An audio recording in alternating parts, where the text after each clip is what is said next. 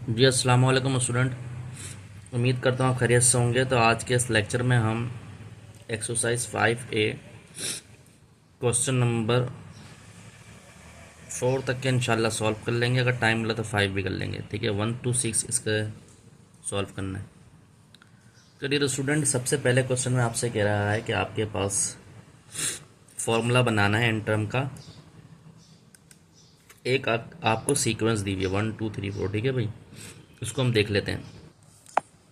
तो dear student, notebook पे question बता रहे हैं, इसको हम इधर सॉल्व कर रहे हैं। अच्छा, फॉर्मूला बनाना है एन टर्म पे, तो टी एन से शो करते हैं, बस याद रख लीजिएगा टी एन से हम शो करते हैं। यहाँ 31 है, 31 में से क्या माइनस करेंगे, 25 आ जाए तो 6 माइनस करेंगे। तो 25 में से क्या माइनस करेंगे, 19 आ जाए तो 6 माइनस करेंगे। यानी कॉमन डिफरेंस सेम है, तो जो डिफरेंस आएगा उसको 6 लिखेगा कि एन लिख देंगे। ठीक है, यहाँ तक समझ आई। अब इसके प्लस का क्या लिखना है देखते हैं। 13 में से क्या माइनस करेंगे, 7 आ जाए 6, तो 7 में से क्या माइनस करेंगे, तो 6 ही माइनस करेंगे। 7 माइनस 6 क्या बचेगा, 1, तो यहाँ प्लस का 1 बना देंगे। ठीक है भाई, बस ये आप कर लेना इस तरह से। हलवा सवाल ही। ठीक है मेरे भाइयों, बहुत से टीचर्स आपको बहुत कॉम्प्लिकेटेड दिखाएंगे, सही है ना, मैं आपको बताता हूँ। अब देखें इसमें क्या होगा, टी एन तो शो करेंगे।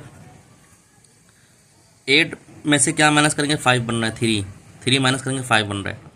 5 में से क्या माइनस करेंगे, 2 बन रहा है, तो 3 करेंगे। फिर 2 में से क्या माइनस करेंगे कि 1 आए, तो 2 माइनस 3, 2 माइनस 3 तो -1, सही है, तो 3 आ रहा है, तो इक्वल टू 3 लिखा और एन लिख दिया। तरीका ये होता है। अब 4 -4 ऑलरेडी है, -4 करेंगे और फिर 3 माइनस करें तो -3 तो -7, तो यहाँ पर आ जाएगा माइनस का 7। देखिए भाई, सबसे आसान हो गया। ठीक है, 74 सही है भाई। ये 88 में से क्या माइनस करेंगे कि 81 आ जाए, तो टी एन तो हमने लिख लिया पहले। 7 माइनस करेंगे, फिर 81 में से 7 माइनस करेंगे 74, तो 7 माइनस करेंगे 7 एन आ जाएगा। ठीक है, अब क्या लिखेंगे इसके आगे, 60 में से माइनस करेंगे 7, तो कितना बचेगा, 60 माइनस 7 53, तो प्लस का 53 यहाँ पर आ जाएगा। ठीक है मेरे भाई, ये हो गया। फिर टी एन ऐसे लिखा।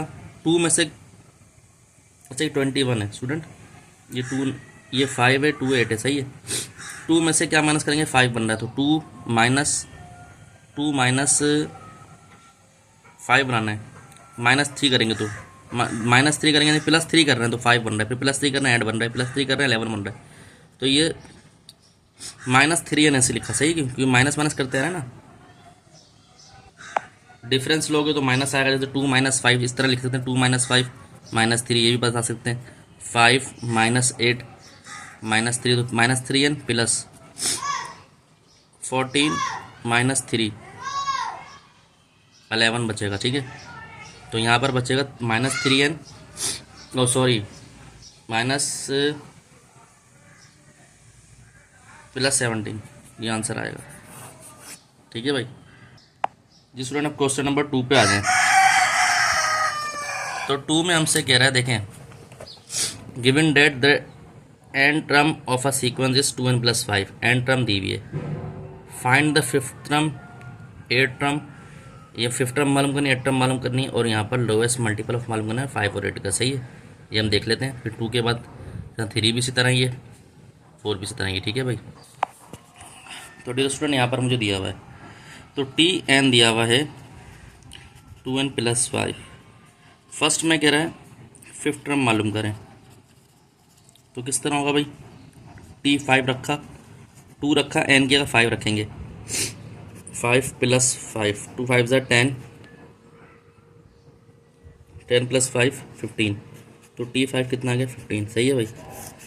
पार्ट 2 में क्या कह रहा है, एट टर्म मालूम करें, तो पार्ट 2 में कह रहा है एट टर्म मालूम करें, एट टर्म, तो क्या करेंगे भाई, टी 8, 2 एन की जगह 8 रखेंगे +5, तो टी 8 कितना आया, 16 + 5 21, तो टी 8 आ गया कितना, 21।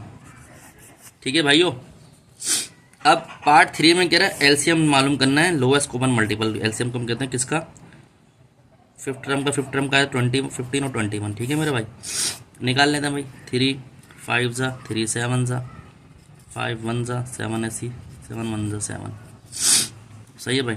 तो इसको अगर 3 मल्टीप्लाई 5 मल्टीप्लाई 7 करेंगे, 3 5 15, 15 को मल्टीप्लाई करें 7 से तो आता है मेरे पास 105। हाँ 105। तो ये हमारे पास मुन्ना आंसर आ गया। आप देख रहे कंसिडर द सीक्वेंस दिया आपके पास 3 9 3 6 9 12 15। तो पहले में तो बोल रहा है first write the next two term क्या होता है 3 plus 3 9 9 plus 3 3 plus 3 6 6 plus 3 9 9 plus 3 3 11। तो ये 18 15 प्लस 3 18 18 प्लस 3 21। तो ये हमारे पास आंसर आ गया।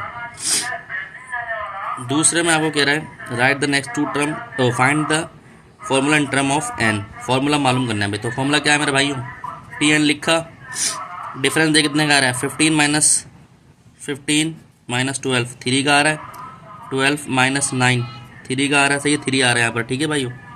तो लिख दिया 3n, सही है 3n और 3 यहाँ पर है और 3 में से -3 कर देंगे तो 0 आएगा, 3 में से -3 करेंगे तो 0 आएगा।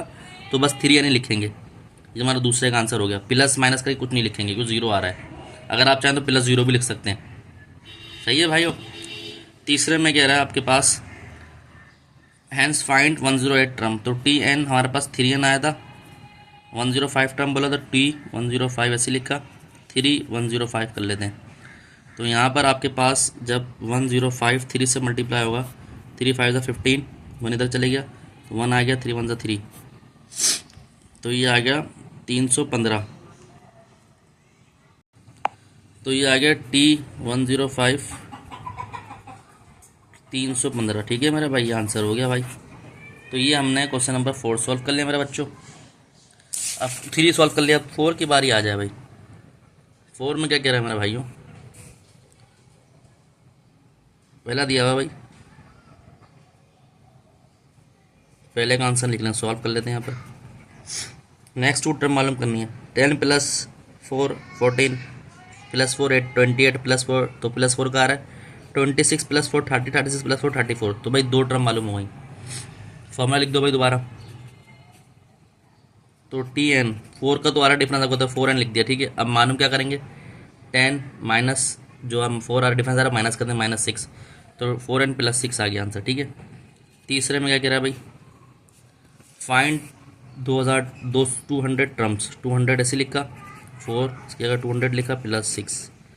तो t 200 800 + 6, तो t 200 806। तो ये हमारा आंसर हो गया। तो डियर स्टूडेंट, उम्मीद करता हूँ आपके लेक्चर समझ आएगा। तो अगर आपको अच्छा लगा, लाइक सब्सक्राइब करें, दोस्तों और में शेयर करें। मतलब आपको मिलते रहेंगे, अपना ध्यान रखें। अस्सलाम वालेकुम।